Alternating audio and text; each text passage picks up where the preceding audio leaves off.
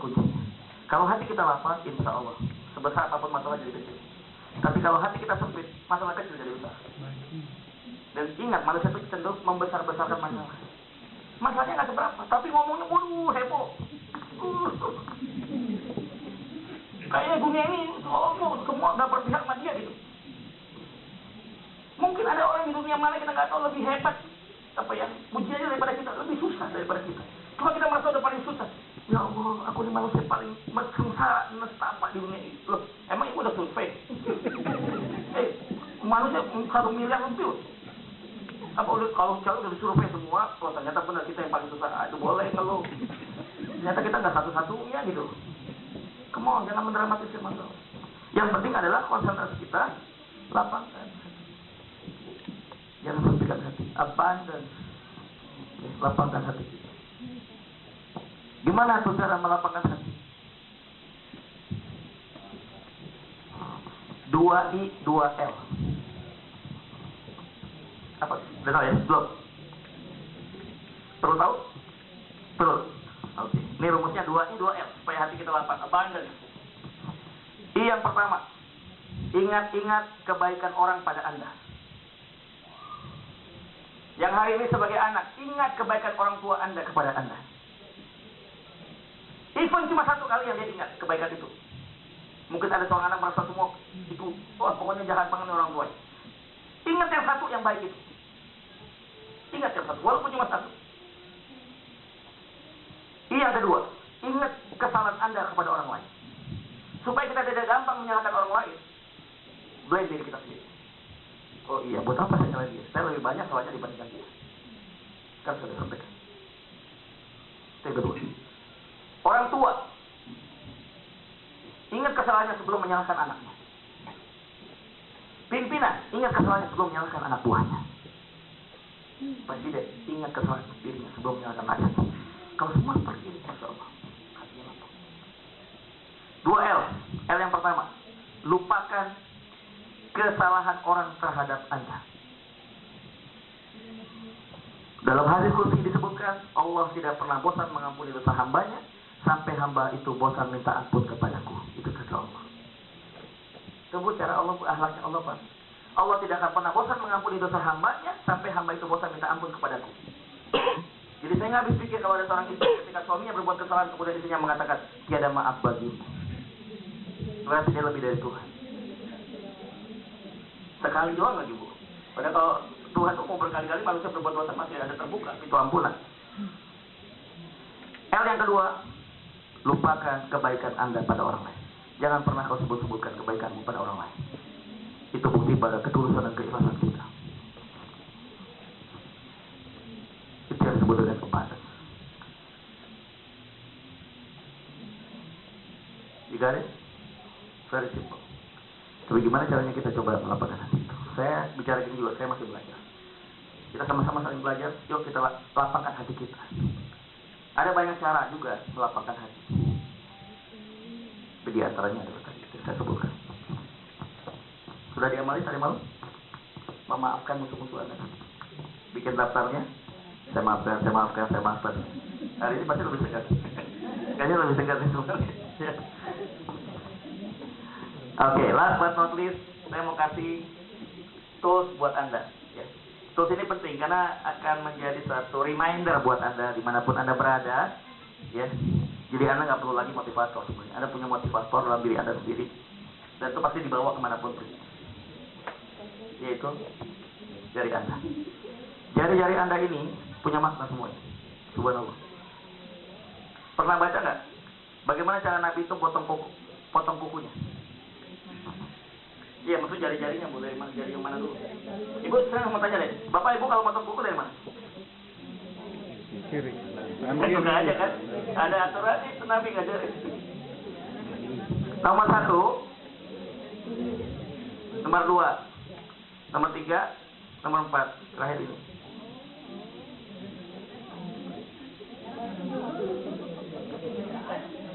Itu kenapa kok bisa? Pasti Nabi itu melakukan sesuatu, ada hikmahnya. Ya. Coba dicari maknanya gitu, subhanallah. Jari telunjuk. Apa itu jari telunjuk? Direction.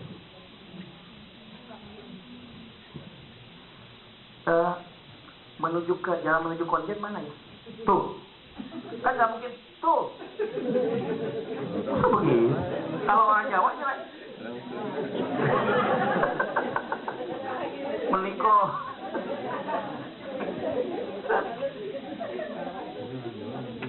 Ya kan di mana-mana kan gitu Bu, yang nunjuk kan gini ya, nggak mungkin pakai kelingking. Ini adalah direction. Ada beberapa pilihan direction. You are in track, you are out of track, you are on track, and you are off track. Nah, itu ada 4 macam tuh. Ada orang yang in track, berada di dalam track. Ihdinas shiratal mustaqim. Ini rel kereta api itu Bu. Nah, berarti dalam hidayah Allah. Begitu dia murtad, out of track. Ada yang on track, ada off track. On track, dia udah berada di dalam, terus dia on, maksudnya dia bergerak, beribadah, beramal soleh. Tapi ada orang Islam, ngakunya Islam, sholatnya setahun sekali, Idul Fitri. Namanya puasa, bukan kita puasa, Ramadan doang. Nggak tahu tuh channel dia masker atau enggak. Baca Quran itu 2 kali, pada saat pertama kematian dan pernikahan. Ya, Quran kan sebagai mas kawin kan biasanya. Saya terima nikahnya dan kawinnya dengan seperangkat alat sholat dan Quran tunai, gitu kan? Itu maksudnya suami supaya ibu tuh baca Quran, jangan ditaruh di lemari. Jadi pajangan gitu. Quran itu bukan sarana hidup tapi tujuan hidup. Laisa wasailul hayah, walakin manhajul hayah. Jadi pedoman hidup. Jadi betul. Jadi kalau kita nggak termotivasi, gini aja Bu. Reza, tujuan hidupmu sudah on track belum? In track belum? Belum. Ayo benerin. Jadi ini motivator saja. Oke. Nomor 2, jari tengah. Coba perhatikan, mana jari yang paling tinggi? Kalau normal jari tengah ya, tapi ada juga yang kalau ya kalau normal jari tengah paling tinggi ya. Itu artinya apa? Sinergi. Sinergi. Jari tengah itu dia ada di tengah-tengah. Hidup yang nikmat adalah berjamaah. Jangan jadi baik, orang baik itu sendirian. Egois. Bikin baik orang lain, itu lebih hebat. Kalau bapak ibu jadi orang baik secara individu, bagus. Tapi lebih bagus kalau kita bisa jadi orang baik dan membuat baik orang lain. Nah itu baru. Orang baik berada di tempat yang baik, tetap baik, wajar. Orang baik berada di tempat yang tidak baik, menjadi tidak baik, itu kurang ajar. Orang baik berada di tempat yang tidak baik, dia tetap baik dan membuat orang lain menjadi baik, itu luar biasa. Siapa itu? Anda semua hari ini. Di Indonesia bisa cemburu dengan Anda. Kenapa? Anda tinggal di suatu negara yang mungkin tidak kondusif segi agamanya. Tapi Anda tetap bisa baik. Luar biasa. Belum tentu orang yang di Indonesia datang ke sini bisa seperti Anda hari ini.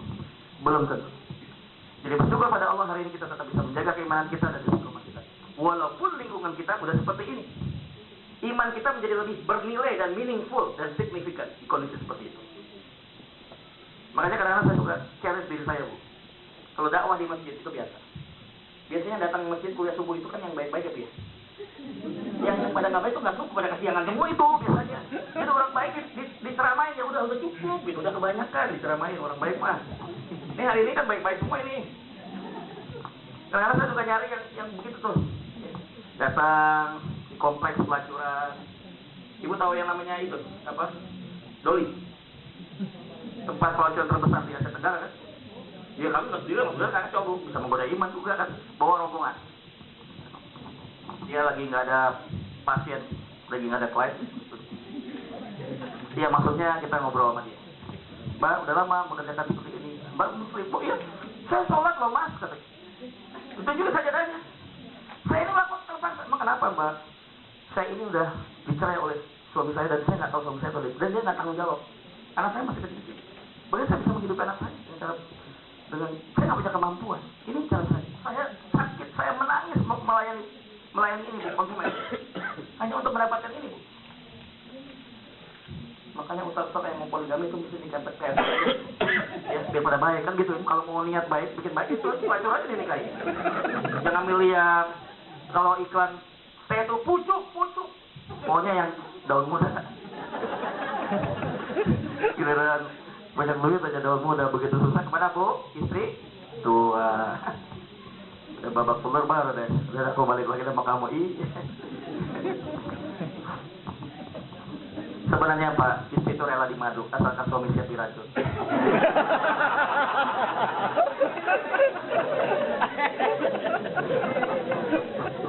Insya Allah saya ikhlas Pak, suami saya dimadu. Tapi saya dimadu, tapi suami saya diracun.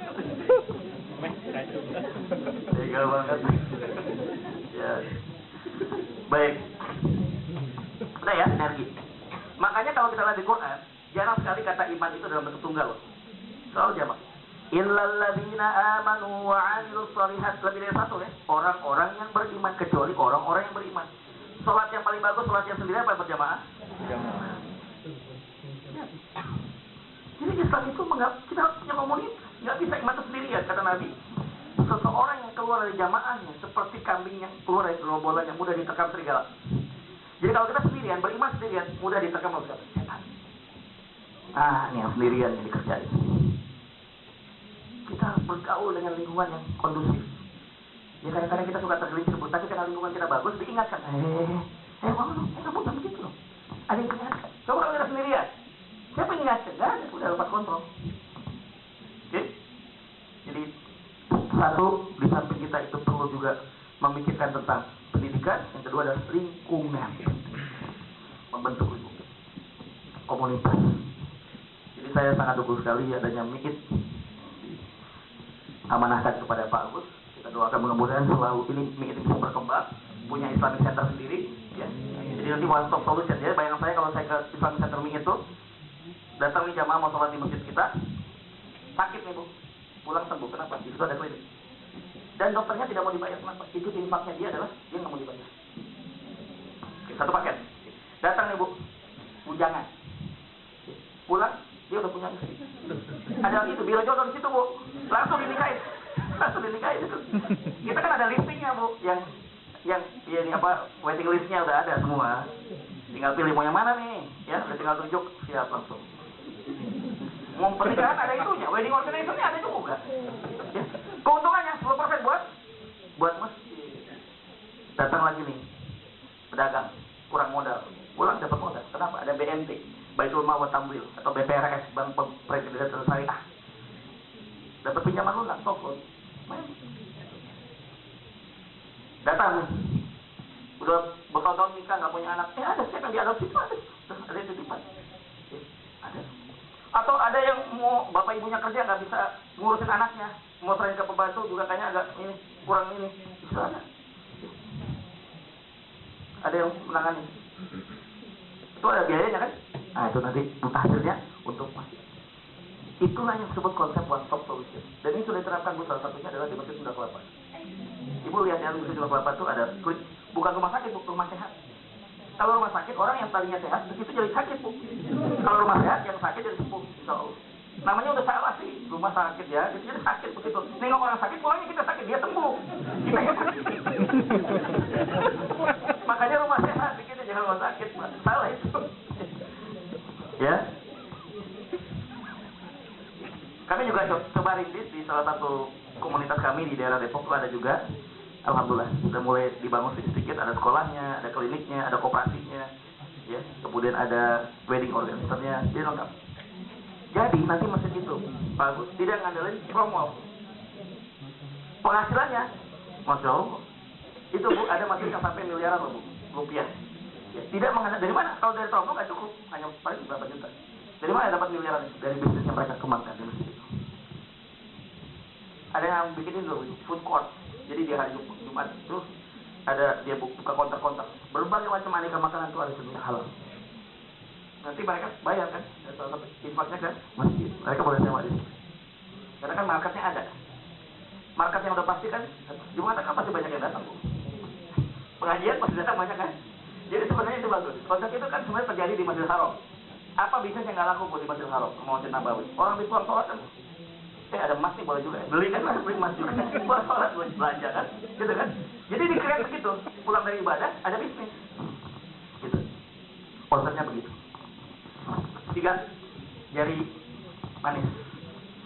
Jari manis ini adalah eksistensi. Biasanya kan kalau udah nikah, cincin kawinnya ditaruh di jari manis ya Bu. Betul ya? Ya nggak salah juga, cincin jempol boleh juga. Ya, itu kreatif. Boleh, nggak salah juga. Tapi lazimnya kan jari manis. Apa itu artinya eksisten? Maksudnya ini saya udah ada yang punya, gitu. Jangan ganggu lagi, gitu kan. Nah eksistensi ini kata Nabi ada dua. Datangnya dinantikan, pulangnya dirindukan. Jadilah orang yang datangnya dinantikan, kepulangannya dirindukan. Tidak terasa, udah hampir jam 1:30, jadi saya pikir cukup sekian. Untuk yang jari berikutnya lain waktu ya. Terusin lagi. Alhamdulillah saya dirindukan, saya terusin. Jadi tes dulu kan, ternyata dirindukan, ya kita terusin. Jadi datang dinantikan, pulang dirindukan. Jadi nanti pulang acara ini tolong tes. Ya, suami tes sama istrinya. Dek, kayaknya minggu depan Mas mau tugas nih keluar state. Berapa lama? Ya paling lama sebulan deh. Begini aja Mas, 2 tahun gak usah balik gak apa-apa. Kalau jawabannya begitu, mohon maaf ya Pak, Anda tuh gak dihargai sebagai suami lagi. Karena tidak dinantikan kalian Anda. Dan mereka tidak merasa kehilangan kalau Anda pergi. Malah bersyukur. Alhamdulillah, jadi gak ribut saya sama dia. Jadi jangan kita kegeeran juga Pak sebagai suami. Mentang-mentang kita udah punya istri, belum tentu dia menghargai kita sebagai istri. Jadi perlu dites kadang-kadang Bu. Ya, ini 2 bulan saya pergi, saya ngetes juga nih Bu. Alhamdulillah, sering ditelepon kalau berarti dia merindukan saya. Oh ya, sudah terbukti gitu. Oke, nanti ibu tes sama anak ya Bu ya. Nah ada berita musibah, nenek sakit harus kembali ke Indonesia. Tapi karena tiketnya mahal, ya cuma anak hanya ibu aja yang pulang ya, anak-anak tetap di sini karena ada sekolah kan. Berapa lama? Mas ya paling lama 2 minggu, 3 minggu lah. Gini aja Mas, nggak usah balik lagi, kita udah biasa nggak punya ibu. Kalau ngomongnya begitu artinya apa Bu? Mereka tidak merindukan Anda sebagai orang tua. Jadi jangan kita itu terlalu mengambil kesimpulan, mesti di test case. Seorang pemimpin perusahaan sekali waktu hilang aja 2 minggu nggak usah di kantor. Terus kirim informasi, tanya, bos Anda ada nggak? Nggak tahu tuh Pak. Loh udah 2 minggu loh, bos Anda nggak ada. Ah nggak tahu sih Pak. Loh bisa begitu? Soalnya ada nggak ada sama aja sih Pak. Ada nggak ada namanya, berarti buat apa jadi ada bos ya? Ternyata nggak signifikan ya keberadaan dia. Oke, jadi ya, esensi udah ya. Berikutnya jari kelingking. Dulu tuh kalau saya masih kecil ingat kalau kita berantem sama anak kecil tuh baikannya kan gini Bu ya. Iya Pak ya, baikan. Ini apa nih? Loyalitas, kesetiaan. Jadi kita mesti tanya juga yang bisa memotivasi. Sudahkah kita setia dengan Allah? Sudahkah kita setia dengan Rasulullah? Sudahkah kita setia dengan kebenaran? Sudahkah kita setia dengan prinsip? Yang nanya kita, ini memotivasi kita jadi kelingking. Apakah kita mengkhianati Allah, mengkhianati Rasul? Itu kita tanya diri kita sendiri. Oke? Terakhir, nah ini apresiasi. Ibu mau dibilang hebat ya? Kan hebat begini kan? Ya berarti ini adalah apresiasi. Alhamdulillah, kita syukuri atas apa yang kita sudah capai. Jangan lupa untuk bersyukur.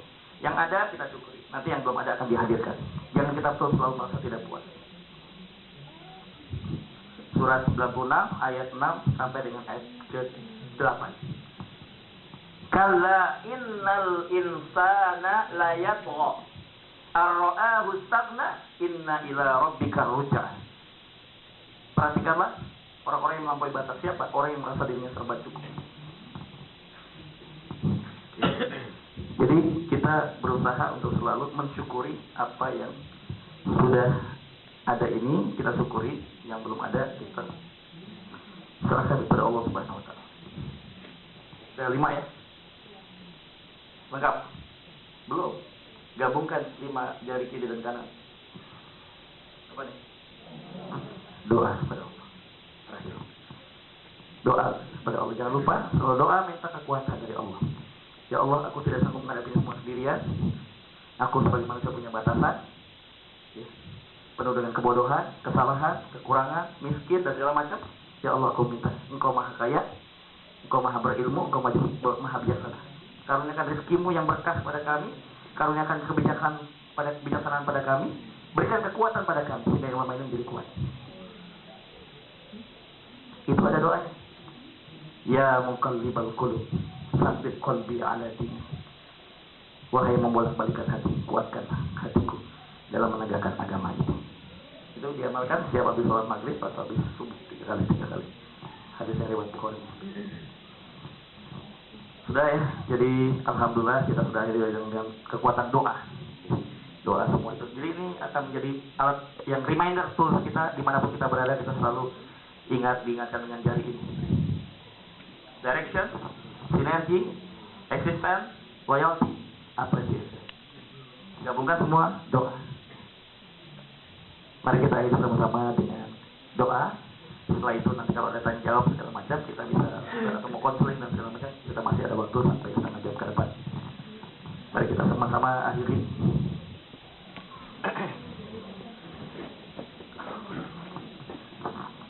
Kita tundukkan kepala sejenak. Kita luruskan niat kita. Kita jernihkan pikiran kita. Kita bersihkan hati kita. Kita sucikan jiwa kita dari segala macam kotoran-kotoran, dosa-dosa. Kita malu berhadapan dengan Allah yang Maha Suci. Dia tidak menerima kita kecuali yang suci, yang bersih. Sambil kita ingat orang tua kita, ayah kita, ayah ibu kita, baik yang masih hidup ataupun yang sudah meninggal. Kita ingat guru-guru kita yang telah berjasa membuat kita sukses sampai hari ini. Siapapun mereka, dengan segala ilmu dan pengetahuan serta pengalaman yang mereka berikan, dengan segenap kesederhanaan yang mereka miliki, mereka mau mengajari kita sampai kita menjadi lebih sukses daripada mereka. Dan mereka tidak pernah meminta balasan dari apa yang mereka berikan. Kita ingat guru-guru kita di sekolah, di SD, SMP, SMA, kuliah. Kita ingat saudara-saudara kita, baik itu yang ada di tanah air ataupun yang ada di Toronto ini. Kita ingat anak-anak kita, pasangan kita, suami kita, istri kita, anak-anak kita, kakak dan adik kita. Ya Allah, terima kasih ya Allah. Engkau telah buka hati kami. Engkau jernihkan pikiran kami untuk menerima segala ilmu, pengetahuan yang telah Engkau karuniakan pada kami. Jadikan dengan ilmu ini ya Allah sebagai awal perubahan dalam hidup kami. Kami ingin hidup kami lebih sukses, bukan hanya di dunia, tapi juga di akhirat. Bimbing kami ya Allah. Engkau lah pemberi petunjuk kepada kami. Bukakanlah pintu hati kami ya Allah. Kami ingin hidayah-Mu ya Allah. Kami sadar dengan segenap kekayaan yang kami miliki, segenap popularitas yang kami miliki, posisi yang kami miliki, tidak akan membuat kami bahagia kecuali dengan hidayah-Mu ya Allah. Bimbinglah kami ya Allah. Kami penuh dengan segala kebodohan, ketidaktahuan. Ajari kami ya Allah. Engkau maha berilmu, Engkau maha bijaksana ya Allah. Pandu kami mengambil keputusan yang terbaik buat kehidupan dan masa depan kami, buat pasangan kami, buat anak-anak kami, buat orang tua kami, buat dunia dan akhirat kami ya Allah. Ya Allah, kami sadar kami adalah miskin. Kami gak punya apa-apa ya Allah. Kami lahir ke bumi dalam badan telanjang. Tidak ada satu lembar benang sedikit pun ya Allah. Engkau berikan kekayaan pada kami, Engkau berikan rezeki kepada kami, sehingga kami berkembang, kami maju, kami besar. Di tengah segala kemajuan dan kebesaran kami tetap orang yang fakir dan miskin. Ya Allah, Engkau maha kaya lagi maha terpuji. Anugerahkanlah kepada kami kekayaan-Mu, rezeki-Mu yang barokah, rezeki-Mu yang halal, rezeki-Mu yang cukup, agar kami bisa membahagiakan anak-anak kami, pasangan kami, suami dan istri kami. Kami bisa membahagiakan orang tua kami, sebagaimana mereka telah susah payah membesarkan kami. Ya Allah, selama dalam perjalanan hidup kami, dahulu hingga hari ini ya Allah, sekiranya banyak kesalahan yang kami buat, ya Allah, ampuni semua kesalahan. Semua yang mengangkat tangan pada hari ini ya Allah, Kau saksikan ya Allah, mereka semua yang mengangkat tangan hari ini ya Allah, dengan segala ketulusan, ampuni kesalahan mereka ya Allah. Jangan Kau keluarkan kami dalam keadaan penuh dengan dosa. Kepada siapa lagi yang memohon ampun ya Allah, kecuali kepada Engkau. Sekiranya Engkau tidak mengampuni, kami termasuk orang-orang yang merugi. Rabbana atina fid dunya hasanah wa fil akhirati hasanah wa qina adzabannar. Ya Allah, kami tidak sanggup menghadapi siksa-Mu ya Allah. Kami takut akan azab-Mu ya Allah. Ingatkan kami ya Allah saat kami tergelincir ya Allah. Masukkan kami ke dalam surga-Mu ya Allah. Kami rindu dengan surga-Mu ya Allah. Kami rindu dengan Nabi-Mu ya Allah. Kami rindu dengan kekasih-Mu ya Allah. Izinkan kami memandang wajahnya. Izinkan kami mencium tangannya. Izinkan kami memeluk tubuhnya ya Allah. Tubuh yang penuh dengan darah, keringat, perjuangan yang tidak henti untuk menyelamatkan agama ini hingga pada kami. Hingga kami bisa rasakan indahnya Islam sampai hari ini. Ya Allah, catatlah kami sebagai orang-orang yang berjuang di jalan. Masukkan kami ke dalam kelompok orang-orang yang Kau cintai, Engkau ridhoi. Rabbana hab lana min azwajina wa dzurriyyatina qurrata a'yun waj'alna lil muttaqina imama. Nas'aluka Allahu bi husnil khatimah. Nas'aluka Allahu bi husnil khatimah. Nas'aluka ridhaka wal jannah wa na'udzubika min sakhatika wan nar. Ya Allah, seandainya Kau harus mati hari ini ya Allah, wafatkan kami ya Allah dalam keadaan husnul khatimah, dalam keadaan mengucapkan la ilaha illallah Muhammadur Rasulullah. Catatkan kami sebagai syahid di jalan-Mu ya Allah. Karuniakan pada anak-anak kami anak yang soleh dan soleh, agar mereka selalu biasa mendoakan kami orang tua. Ya Allah, ampuni kesalahan dosa orang tua kami yang telah susah payah melahirkan kami dalam pertaruhan nyawa ya Allah. Bahkan ketika mereka ditanya, Ibu, andaikan anak ini lahir, Ibu akan meninggal dunia, atau kalau Ibu ingin hidup, anak ini akan meninggal dunia. Dan ternyata Engkau memilih, ya Allah, biarlah aku mati asalkan anak ini lahir ya Allah. Kita sebagai anak harus ingat bahwa kelahiran kita ini penuh dengan pertaruhan nyawa anak orang tua kita. Buatlah bangga mereka, bahagiakan mereka. Rabbana wa taqabbal du'a innaka antas samiul alim wa tub 'alaina innaka at-tawwabur rahim. Ya Allah, kabulkan semua permintaan dan doa kami. Subhana rabbika rabbil izzati amma yasifun wa salamun 'alal mursalin walhamdulillahi rabbil alamin. Al-Fatihah. A'udzu billahi iyyaka na'budu wa iyyaka nasta'in. Shiratal ladzina an'amta 'alaihim ghairil maghdubi 'alaihim.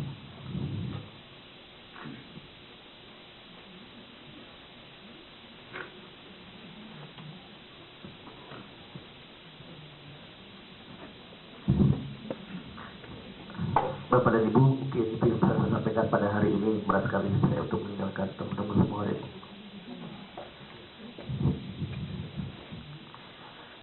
Saya ingin menyampaikan rasa terima kasih yang sedalam-dalamnya. Pertama kepada MIIP, lebih khusus lagi kepada Pak Agus dan istri yang telah menemani saya sehari-hari dengan segala kesederhanaan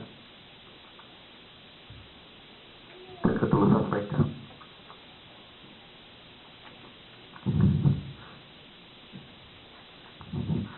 Hanya Allah bisa membalas kebaikan mereka.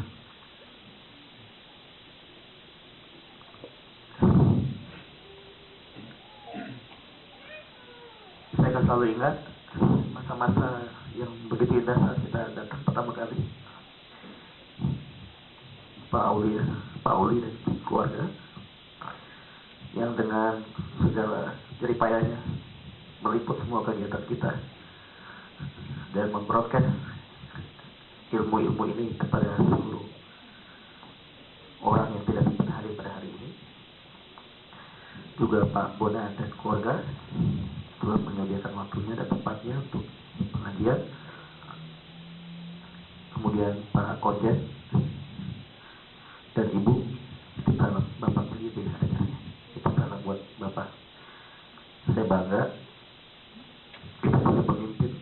Ini mudah-mudahan bukan membicarakan ada maksud lain, saya tidak.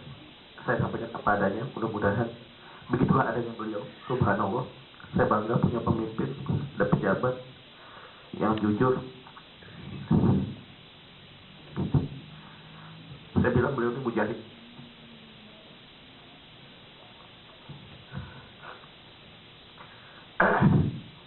Dia seorang pejuang di bidangnya.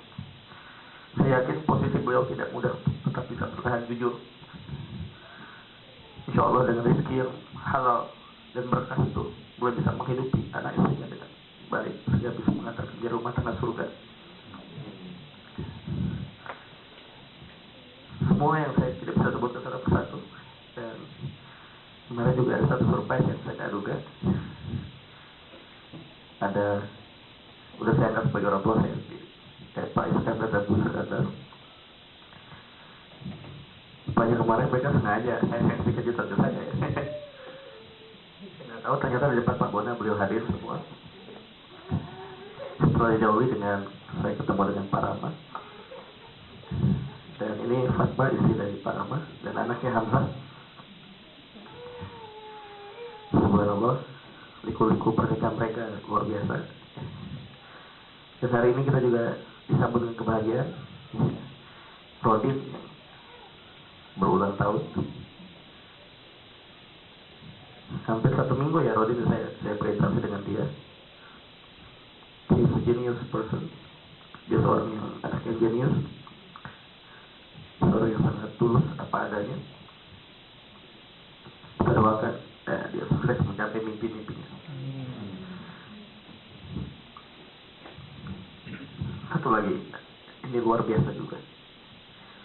1 jam saya tidak rasa ngobrol dengan dia. Saya merasa sebagai adik saya sendiri.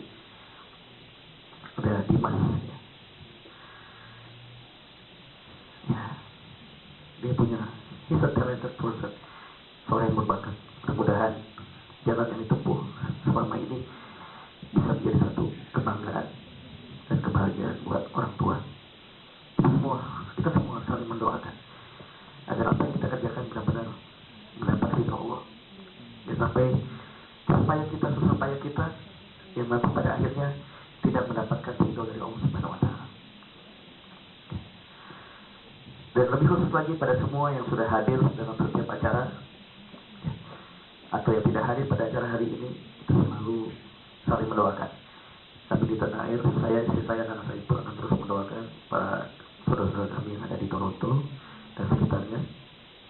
Dan doakan kami perjalanan belum selesai. Masih 1 bulan lagi. Sampai saya punya anak yang paling kecil umur 3 tahun, namanya Shakira Karima. Shakira Karima. Satu kali istri saya SMS ke saya, dia sedang ada di atas di lantai 2 di rumah saya bersama anak saya Shakira ini.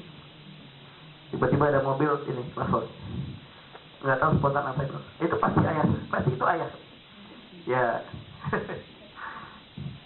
ya ibunya menghibur anak ikut turun ke baju. Kita lihat sebenarnya ternyata bukan tetangga. Kayaknya mesti itu. Ya mudah-mudahan segala waktu yang kami berikan selama hampir 2 bulan.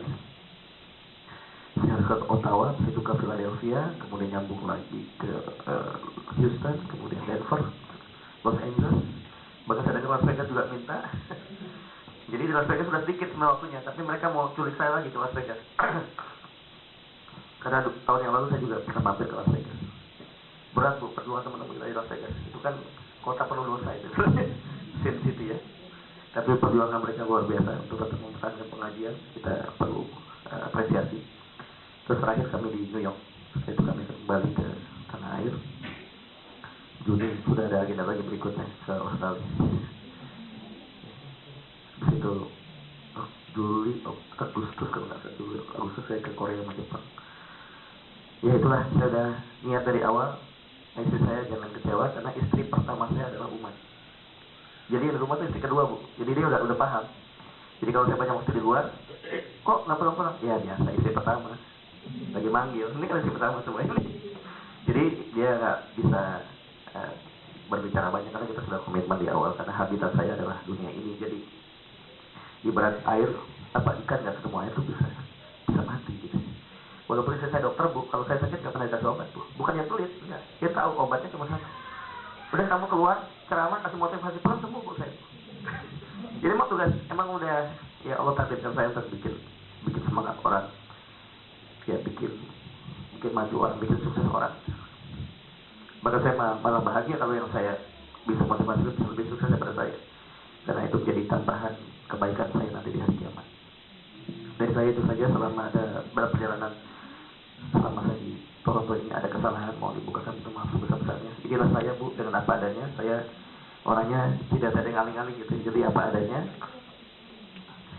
Jadi ingat saya, ingat PSK aja Bu ya, pekerja itu bukan pekerjaan komersial, pembicara seniman konsulen. Gelar saya 2 MA MBA, mahasiswa abadi dan masih belum apa-apa, jadi saya terus belajar. Kalau nanti ke Indonesia, jangan lupa kontak kami, nomornya ada di Pak Agus. Silakan, saya ingin juga menjamu sebagaimana Bapak dan Ibu menjamu saya selama di sini. Sekali lagi itu saja, mohon doa mudah-mudahan kami di dalam perjalanan lancar. Ya. Karena kemarin Pak Agus kasihan nunggu saya 2 jam. Karena saya diinterogasi 2 jam oleh Kanada Board Service. Ya, nggak apa-apa, itu pengalaman saya. Baik, itu saja. Mari kita akhiri sama hamdal dan doa nafsul majelis.